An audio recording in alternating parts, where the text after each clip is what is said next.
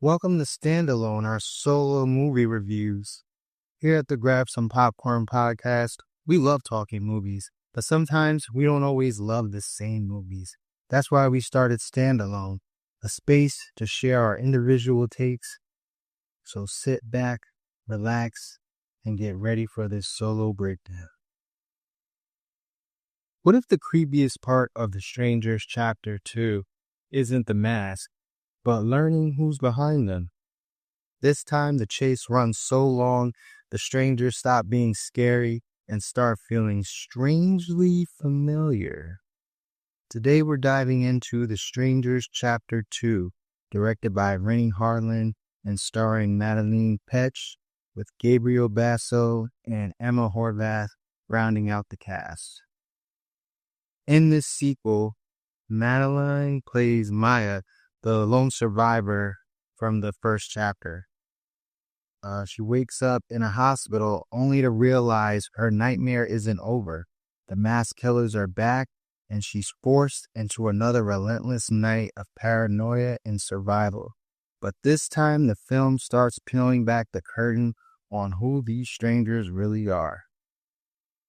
So my first impressions of this movie, the movie picks up right where Strangers Chapter 1 left off.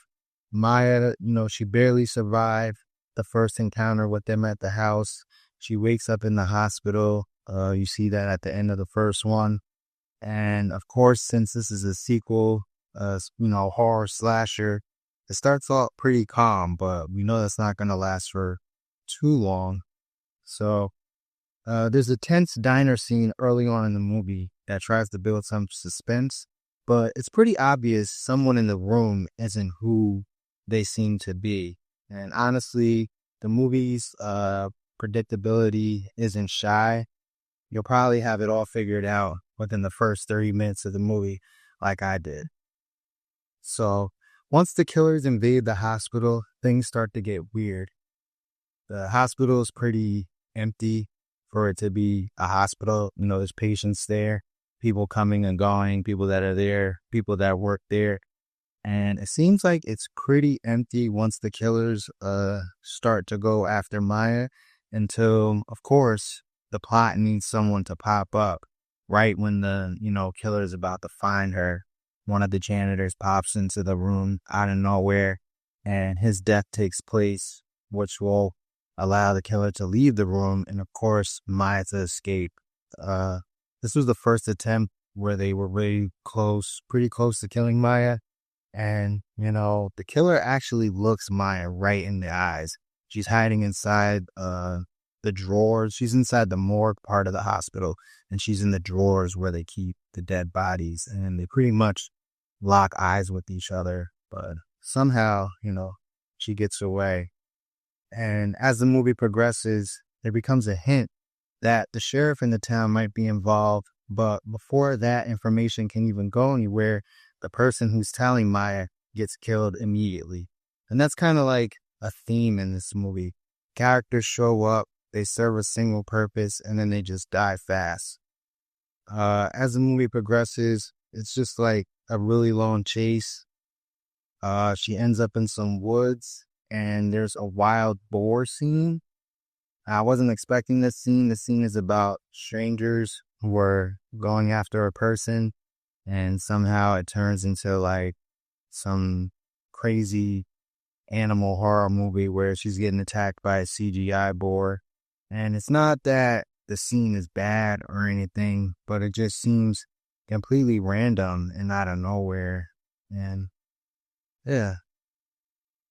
A defining moment for this movie, I would say the defining moment of this movie comes when it is revealed that one of the killers, named Pinup Girl, is actually Shelly. She is the waitress and the diner that is like the focal point of the town. And, it's a solid twist in the movie for sure. It's giving the killers a bit of purpose and emotional weight that the first movie never explored. But this reveal is exactly what keeps the movie from being great. Now, if we look at how this works, what keeps the movie from greatness, is the need to give the killers depth and emotion. During the movie, we start getting these random flashbacks of pinup girl, also known as Shelly, the waitress. This is like when she's a very young girl, probably maybe in elementary school. She befriends a boy, and there are some mean girls at the school who are jealous of her, and at least that's what it appears to be. And she like steals the attention away from the young boy, and he starts hanging out with her, and you can see them like doing some weird ritual where they knock on the door and they say, "Is Tamara home?" And I think that's kind of like, that was in the original movie. They would knock on the door and say, "Is Tamara home?" And the movie is trying to like give a reason behind this, showing you like, this is why that they do this. It started off as like a little game that they played when they were younger, but eventually, while playing the game, the girl that stole the boy's attention comes out and gives him a kiss. And Shelly, the pinup girl, as a young girl, she sees this and does not like it at all. So she ends up killing the girl. And like, nobody is fazed by this, not her or the young boy that just witnessed it. So the movie is trying to convey in these flashbacks that Shelly and the young boy grew up together and they became the strangers, and this is like why they're doing what they're doing. And I feel like it's such a bizarre and unnecessary backstory, because what made the original Strangers so effective was that they were strangers. There was no motive, there was no history, just pure terror, some people in a mask coming to do a home invasion and killing who's there for no reason other than them just being there. This whole adding a backstory really dilutes the purpose of the movie. And I get that, you know, this movie is a trilogy. They've got 3 parts, so they kind of got to flesh it out. But I feel like they could have done more with the main characters and adding backstory to that and adding some more side story rather than trying to add a purpose and emotional depth to the killers. So a standout element in this movie, if there's one thing that really works in The Strangers Chapters 2, it's Madeline Pesh. For some reason, the movie, I would say she's not the reason the movie falls apart. She's the reason it actually stays watchable. She sells fear every time the tension ramps up, especially in the ambulance scene early on where she's picked up by the people that work in the hospital, and she starts becoming suspicious of them being the killers, and she completely breaks down and goes into a panic. Like, you actually feel the panic during the scene and the disbelief, like she's genuinely trapped in a nightmare. So even though the script gives her very little to work with, she still manages to ground the chaos and make it feel real. Now, who this movie is for? This movie is for diehard slasher fans, people who love tension, the chase, and the mass killers lurking in the dark. Just don't expect too much actual slashing. It's more suspense than scares, and even that runs thin after a while. My hot take for this movie, Strangers Chapter 2 is surprisingly calm.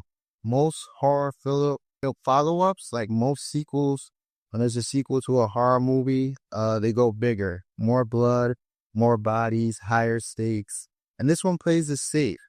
Honestly, I think this movie would have hit harder if Maya's family or friends showed up to check on her and got pulled into the chaos as well. Like, that would have really turned it up for this movie. But in all, my score for The Strangers Chapter 2 is an undercooked 3 out of 10. It's a long, drawn-out chase that builds up tension, but never truly pays off. Sure, there's a reveal at the end that tries to tie everything together, but the moment it lands, it steps on itself by forgetting what made The Strangers terrifying in the first place. There's nothing wrong with wanting to evolve a franchise or bring something new to the table, but this one doesn't reinvent anything. It just reminds you why the original formula works so well. So like the old saying goes, if it ain't broke, don't fix it. And that'll be my review for Strangers Chapter 2, my standalone review. Hopefully you enjoyed it, and be sure to look out for the next one.